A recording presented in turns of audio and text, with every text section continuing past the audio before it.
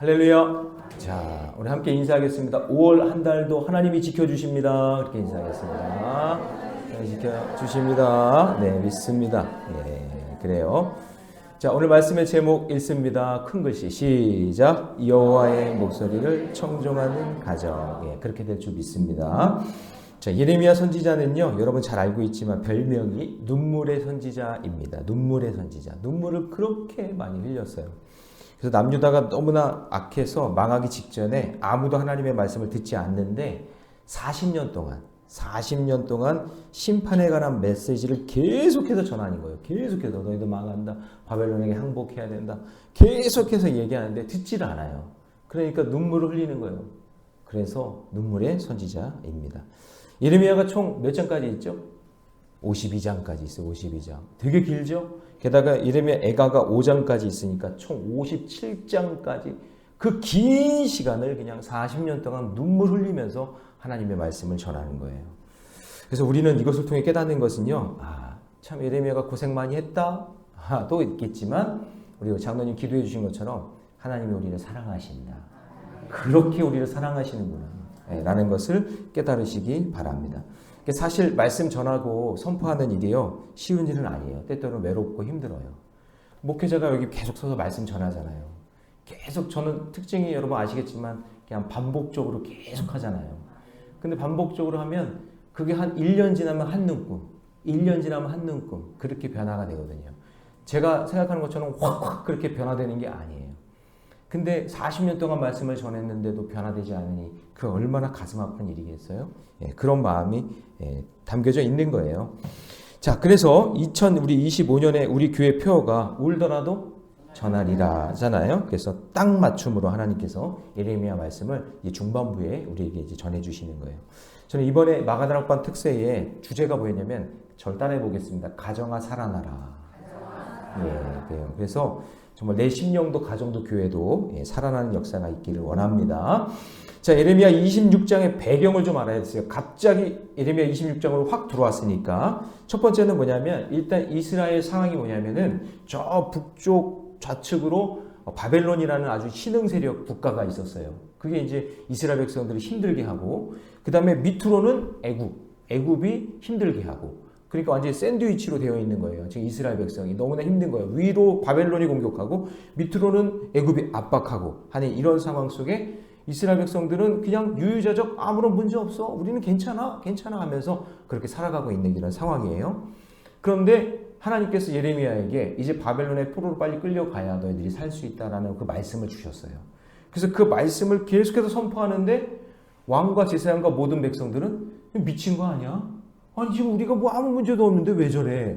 미쳤어 막 그러면서 예레미야를 무시하고 있는 그런 상황 속에 있는 거예요. 아무도 반응하지 않아요. 자, 그래서 그런 상황 속에서 1절입니다. 1절 띄워주시고 다 같이 시작. 유다 왕 요시아의 아들 여호와김이 다스리기 시작한 때에 여호와께로부터 이 말씀이 임하여 이르시되. 자, 여러분 두 왕을 좀 기억해야 되는데 요시아는요 신앙적으로 최고의 왕이었어요.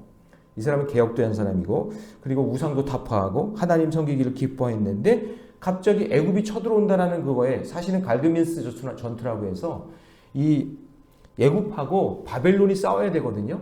그런데 애굽이랑 바벨론이랑 싸우려면은 유다를 지나가야 돼요. 근데 유다를 지나가야 되는데 요시아가 안 돼. 못 지나가. 어디서 거룩한 땅을 니들이 지나가? 딱 해서 못 지나가게 했어요. 그래가지고 전쟁을 했는데 요시아가 거기서 죽어요. 그래서 죽게 되니까 누가 왕이 되냐면 그 아들 여호와김이 왕이 되는데 요시아는 정말 신앙적으로 탁월한 왕이었는데 여호와김은 완전히 바닥이에요. 완전히 타락한 그런 왕, 미련한 왕이었어요.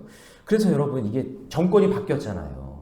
그래서 저는요 이 상황을 보면서 우리나라도 이제 뭔가 대통령이 바뀌고 하는 이런 상황인데 이때가 혼란스러운 거예요. 이때가 우리 더 기도하셔야 돼요. 지금 뭐 막 정신 없잖아요. 그냥 이때 우리가 더 기도해서 하나님, 여러분 우리는 다 악하기 때문에 차악을 선택하는 수밖에 없어요. 예? 다 악한데 그 중에서 덜 악한 걸 선택하는 걸 수밖에 없단 말이에요. 그러니까 하나님 우리 이 나라를 이끌어갈 수 있는 좋은 지도자를 하나 세워주세요. 라고 여러분 간절히 기도하시기 바랍니다. 자, 그래서 이제 이럴 때일수록 우리가 더 신중해야 되는데, 근데 여러분 정권이 바뀌고 리더십이 바뀌니까 나라가 막 휘청휘청하기 시작하는 거예요.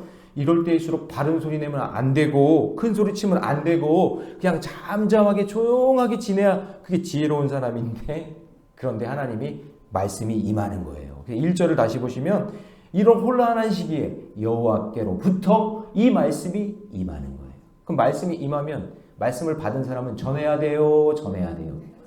그렇죠. 전할 수밖에 없는 상황이 된 거예요. 자, 근데 이런 생각이 좀 들죠. 하나님은 정말 눈치도 없지. 어떻게 이런 상황에서 말씀을 전하라고 하시나. 이렇게 되는 거예요. 자, 그렇지만 예레미야는 말씀이 들리자마자 즉각적으로 선포합니다. 2절 같이 있습니다. 시작.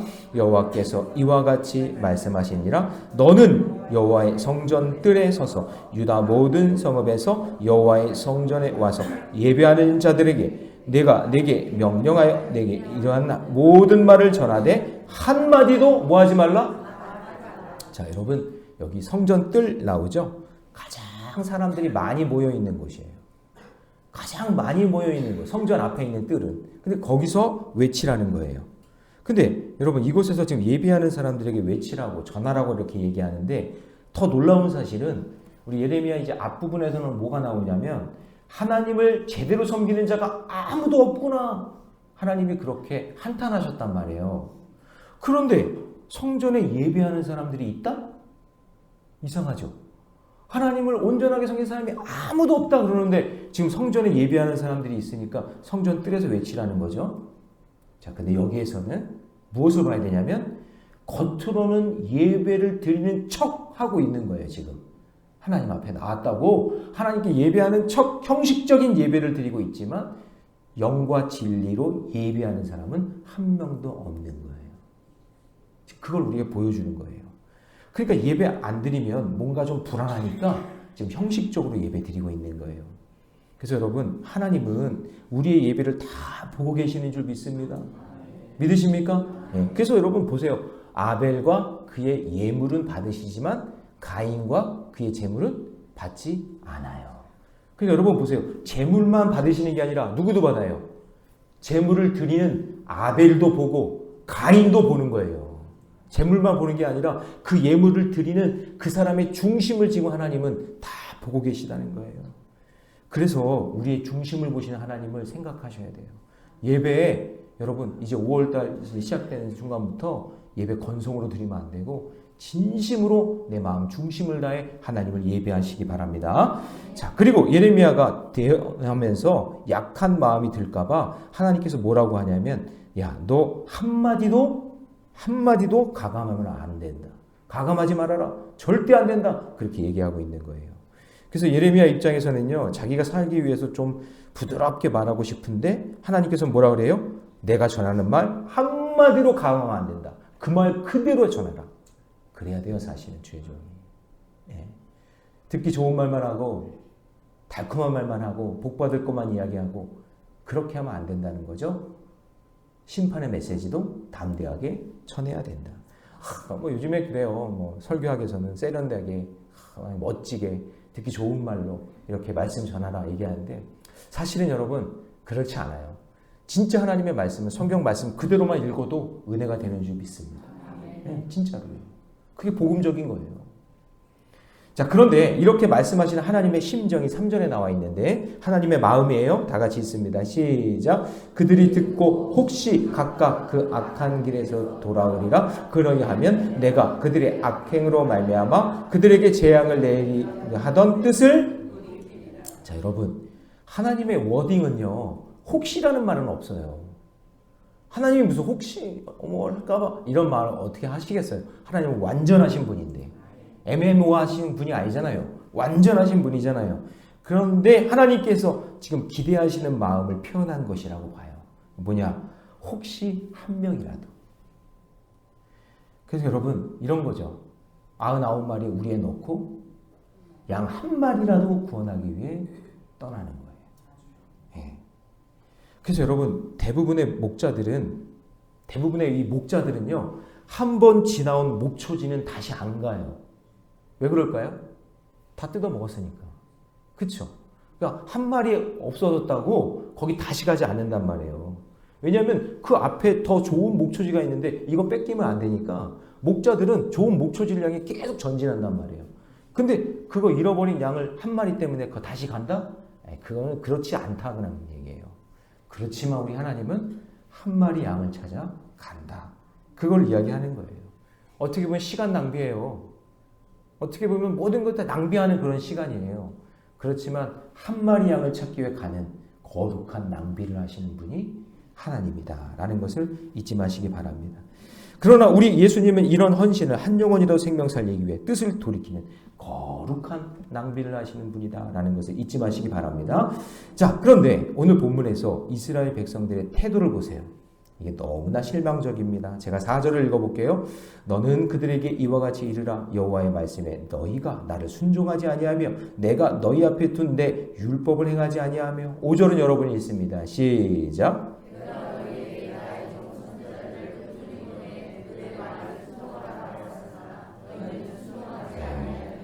지금 하나님은 거룩한 낭비를 해서라도 구원의 길을 준비해 주시는데 그 길로 가지 않고 정반대로 가고 있다.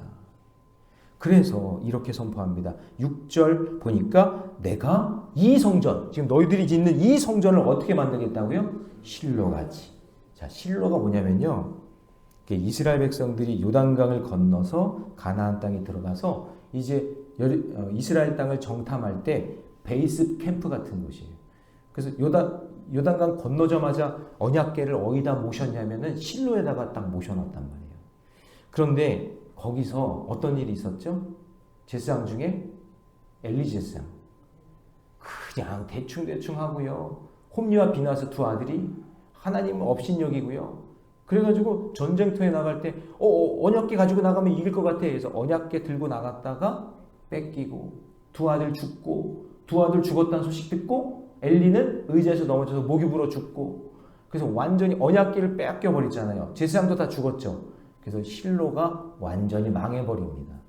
그러니까 지금 이 얘기는 뭐예요? 6절에서 이 성전을 실로와 같이 하겠다는 얘기는 하나님께서 너희들 똑같다 그때랑 너희들 망할 거야 그렇게 얘기를 하고 있는 거예요. 결국 예루살렘 성전을 아무짝에도 쓸모없는 실로같이 하겠다. 자, 여러분 그래서 마찬가지예요. 여러분 가정도 그렇고 우리 교회도 마찬가지예요. 하나님 말씀과 기도가 없어요. 가정에 영적 제사장이 없으면요 실로같이 되는 거예요. 말씀과 기도가 있어야 돼요. 5월 한 달도 여러분 가정 예배 열심히 드리세요. 할렐루야. 예. 가정 안에 제사장이 있어야 된다고요. 말씀과 기도가 있어야 된다고요. 그때 부흥의 역사가 일어나는 거예요. 그냥 말씀과 기도가 없으니까 실로 소용없어요. 소용이 없는 거예요. 자, 7절 말씀 같이 있습니다. 시작. 예레미야가 여호와의 성전에서 이 말을 하며 제사장들과 서기관들과 모든 백성이 자, 듣긴 들었는데 여기서 말하는 듣더라는 뭐냐면 깨닫고 듣는 게 아니라 악을 품고 듣는 거예요. 저 예레미야 저거 안 되겠다 죽이자. 그래서 막 그냥 악을 품고 듣고 있는 거예요. 자, 여러분 적용 질문 드립니다. 혹시 경고의 말씀을 듣지 못하고 감정으로 대하는 것이 무엇입니까? 오늘 경고의 말씀에 즉시 여러분 순종해야 될 게 무엇인지 그것에 순종하는 저와 여러분 되시기를 축복합니다. 자, 예레미야의 경고의 말을 깨닫지 못하고 잘못된 신앙으로 대하면 이렇게 된다고 자 8절 말씀에서 이렇게 이야기합니다. 예레미야가 여호와께서 명령하신 말씀을 모든 백성에게 전하기를 마치매 자 보세요. 제사장들과 선지자들과 모든 백성이 그를 붙잡고 이르되 어떻게 해요? 내가 반드시 죽여야 하리. 저 예레미야 죽이자. 막 이러는 거예요. 자, 여러분 보세요. 성전은요. 하나님이 지어주신 게 맞죠. 근데 이스라엘 백성들의 잘못된 생각 중에 하나가 뭐냐면 성전 우상이에요. 목사님 어떻게 성전이 우상이 돼요? 예, 여러분 이스라엘 백성들이 성전만 있으면 우리는 망하지 않는다. 이런 생각을 갖고 있는 거예요. 자기들이 죄짓고 타락하고 이런 거 생각을 안 하고 하나님이 지어주신 성전이 있는데 어떻게 여기가 망하냐 이 나라가 안 망한다. 그러면서 성전을 우상 삼는 거예요. 잘못된 신앙이에요. 예수님이 뭐라 그랬어요? 돌 위에 돌 하나 남기지 않고 다 무너뜨리라 그랬단 말이에요. 그러니까 여러분 눈에 보이는 건물 성전이 중요한 게 아니라 내 마음의 심령의 성전, 하나님의 말씀대로 살려는 것, 그게 훨씬 더 중요하다는 사실을 잊지 마시기 바랍니다. 그래서 말씀이 중요한 거예요. 그래서 여러분, 예레미야의 말과 제사장과 선지자들의 말, 지금 이게 뭔가 달라요. 예레미야의 선포된 말은 뭐냐면 지금이라도 늦지 않았으니까 돌이키라, 그런 얘기인데, 근데 이들은 어떻게 됐냐면 성전이 무너진다고 이런 못된 놈을 만나, 내가 반드시 죽여야 된다, 이렇게 얘기하고 있는 거죠. 자, 그래서 지금 영적 포커스가 다른 거예요. 자, 여러분에게 적용 질문 드립니다. 나는 혹시 내가 듣기 좋은 말만 듣지 않습니까? 회개하라는 말은 버리고 축복받으라는 말만 취하고 있지 않습니까? 여러분, 여러분의 심령이 성전임을 기억하시면서 내가 살아야 돼요. 눈에 보이는 것, 그거에 쫓아가지 마시고 내 마음, 심령이 주의 말씀으로 가득 채워져서 날마다 살아나는 역사가 있기를 축복합니다. 자, 예레미야는 이제 더 이상 알아듣지 못하는 그들에게 이렇게 말합니다. 이게 아무리 얘기해도 소용없잖아요. 그랬더니 14절 같이 했습니다. 시작. 보라, 나는 너희 손에 있으니 너희 의견에 좋은 대로 옳은 대로 하려니와. 자, 여기서 나는 너희 손에 있다 이런 이야기는 뭐냐면, 그래, 죽이려면 죽여라, 이 얘기예요. 나는 할 만큼 했다. 여러분, 에스더가 뭐라 그랬죠? 죽으면 죽으리. 예, 우리 주기철 목사님은 일사각오의 각오로 그렇게 얘기했잖아요. 이 주기철 목사님 마지막 설교 제목이 일사각오예요. 설교 제목이. 내가 죽으면 죽는다. 나는 그 말씀 버릴 수 없다. 그러니까 지금 예레미야가 죽인다 그러니까, 아이 그래, 죽이려면 죽여라. 죽으면 천국 가면 되지 뭐. 이런 거예요. 이런 태도예요. 그러면서 일침을 가하는데, 자 보세요. 15절 말씀 같이 있습니다. 시작. 너희는 분명히 알아라. 너희가 나를 죽이면 반드시 무죄한 피를 너희 몸과 이 성과 주민에게 돌리는 것이니라. 이는 여호와께서 진실로 나를 보내사 이 모든 말을 너희 귀에 알게 하셨습니다. 너희들 분명히 알아라. 나는 죄가 없으니 내가 죽으면 무죄한 자의 피가 흐르게 될 것이고 그 피값을 하나님께서 너희에게 찾을 것이다. 왜냐하면 하나님께서 나를 너희에게 보낸 것이고 그분의 말씀을 듣게 하셨기 때문에 나는 내 역할을 한 것이니 나는 여기서 죽어도 되는데 너희들이 거역한 것이니까 그 핏값에 대해서는 너희들이 책임져야 한다. 그러니까 여러분, 제가 높아심에서 말씀드리는데 혹시나 전도하거나 선교하는 분들 있잖아요. 길거리에서 뭐 불신족 뭐 이렇게 얘기하고 막 그런 분들 있잖아요. 업신여기지 마세요. 여러분들이 하지 못할 일을 하고 있는 거예요. 그분들이 뭐 사회적으로 어떻게 어떤 영향력이 있거나 뭐 기독교를 어떻게 욕하고 뭐 그럴지는 모르겠지만 그분들은 그거를 자기의 사명으로 여기고 감당하고 있잖아요. 다른 방법이 없어서 그렇게 하는 거예요. 그러니까 그런 거에 대해서 저렇게 뭐 꼭 굳이 저렇게 해야 되나? 창피해요. 이러지 마세요. 그 사람은 그게 자기 인생의 최고인 거예요. 여러분, 신앙생활하는 사람들이 유형들이 다 있단 말이에요. 어떤 권사님은 이렇게 해서 신앙생활 해요. 그래서 막 철저하게 믿음 지키고 시간 지키고 예배 지키려고 하고 의무 다해서 11조 헌금 열심히 하려고 하는 분들이 있잖아요. 근데 어떤 분들은 꼭 굳이 저렇게 해야 되나? 불편하게 또 저렇게 하나? 여러분, 그러지 마세요. 그분의 신앙을 존중해 주셔야 돼요. 그 사람이 그렇게 해서 은혜 받는 그 통로예요. 성경에 이게 옳다, 이게 틀리다 그렇게 말하지 않는 이상 여러분 그 사람의 신앙을 존중해 줘야 돼요. 자, 여러분 저기 꼭 말씀드려요. 여러분 1,000번째 솔로몬이 드린 1,000번째 예물은 한 번에 1,000마리를 드린 거예요. 한 번이에요. 한 번. 근데 교회들마다 우리 교회도 마찬가지지만 1,000번 드리는 분들 있잖아요. 1,000번 드리는 분들 번호에 있어서 뭐 500 몇십 몇 번 뭐 이렇게. 그래서 그거를 틀렸다고 얘기하고 그 잘못됐다고 얘기하는 분들이 있어요. 예, 맞아요. 성경적으로 보면 그거는 그렇게 하는 형식은 성경에 없어요.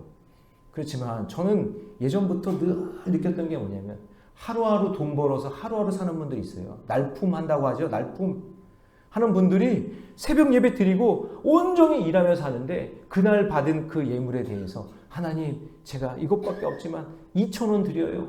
5,000원 드려요. 하면서 그 1,000번째 예물에 자기 마음을 담아서 하루하루 그렇게 드리는 거예요. 하루하루 드리는 그 마음의 그 신앙의 그 태도인 거예요. 신앙의 마음. 그럼 저는 강조하진 않아요. 강조하지 않지만 그 하루하루 드리는 마음을 그렇게 담아서 드리는 걸 그게 틀렸어요? 그게 잘못된 거예요? 아니잖아요.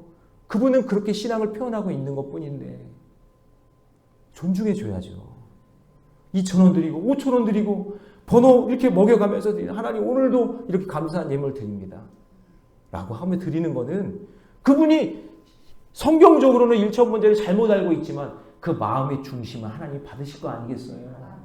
그러니까 여러분 1,000번제에 대해서도 잘 얘기하셔야 돼요. 성경에는 그런 의미가 아니지만 그분은 그날 드리는 그 예물의 마음을 담아 드리는 거니까 그분의 신앙 중심은 하나님이 보시지 않겠느냐는 거죠.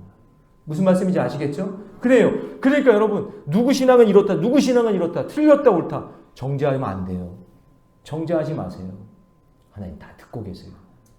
핏값을 찾는 거예요. 누가 옳다 누가 그르다 교회에서 그러지 마세요. 너무나 이단적이거나 사이비적이거나 윤리 도덕적으로 문제가 있으면 그러면 그건 안 되지만 그분의 신앙의 유형을 존중해주고 그분이 그렇게 하려는 그런 마음에 대해서 여러분 막으면 안 돼요. 그건 안 되는 거예요. 자, 그래서 우리가 신앙에 대한 깊이를 알아야 돼요.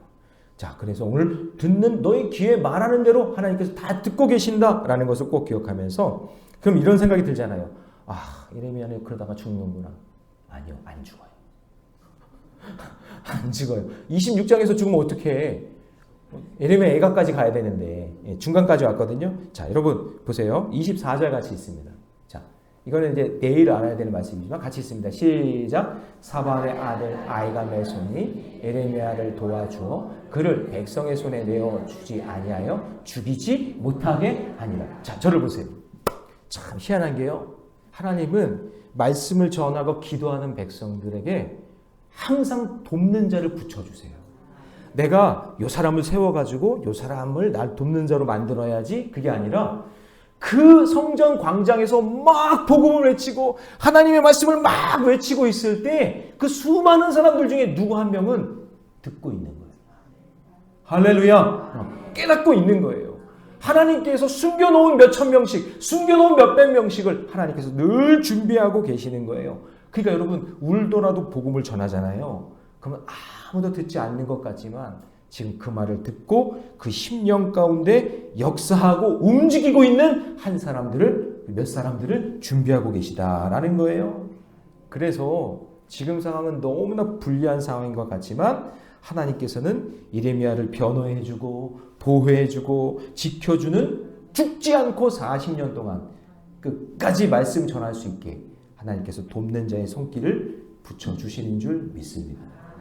그러니까 여러분 전도의 사명이든 여러분 오늘 여러분들에게 맡겨준 사명이든지 꾸준하게 말씀과 기도로 살다 보면 그러면 내가 하나님을 불러 모으는 것이 아니라 하나님께서 숨겨놓은 사람들과 준비된 사람들이 결정적인 순간에 나에게 보내주셔서 그런 일들을 감당하게 하실 줄로 믿습니다. 할렐루야. 적용 질문 드립니다. 하나님이 보내신 자리에서 오늘 내가 감당할 사명은 무엇입니까? 자, 5월 한 달 동안 나를 가정과 교회와 일터에 보내신 하나님의 뜻 깨달아 내가 먼저 여호와의 목소리를 청종하고 그 말씀을 가감없이 울더라도 전하며 살아가는 우리 모래내교회 모든 성도들 되시기 바랍니다. 입술로 범죄하면 안 돼요. 누구를 평가하지 마세요. 한번 말하기 전에 정말 하나님의 말씀의 진리를 깨달으셔야 돼요. 여러분 우리가 이건 틀렸다 이건 옳다 얘기하면 우리 지금 예배드리는 형식 구약으로 다 돌아가면 우리 다 틀린 거예요. 지금 여기서 지금 양 잡아야 돼요. 양 잡아서 하나님께 바쳐야 돼요. 불 태워가지고. 그럼 경찰서에 신고 들어가겠죠? 그렇게 생각하면 안 돼요. 성경을. 지금 우리의 현실에 맞게 하나님께서 어떻게 만들고 계시는지를 잘 보면서 울더라도 복음을 전하고 지혜롭게 하나님의 영광을 위해 쓰임받는 저와 여러분 되시기 바랍니다. 오늘 이 시간 함께 기도할 텐데 하나님 늘 경고와 책망의 말씀을 주심을 감사하고 하나님 그 말씀을 무시하지 않고 하나님 그 말씀에 순종하며 살겠습니다.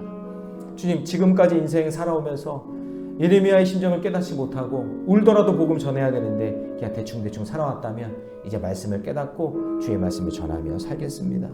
주님 저의 욕심만 채우려고 했던 그 인생을 돌이키고 이제 하나님이 기뻐하시는 삶을 살겠습니다. 우리 그런 마음으로 이 시간 주여 믿습니다 외치고 간절히 기도합니다.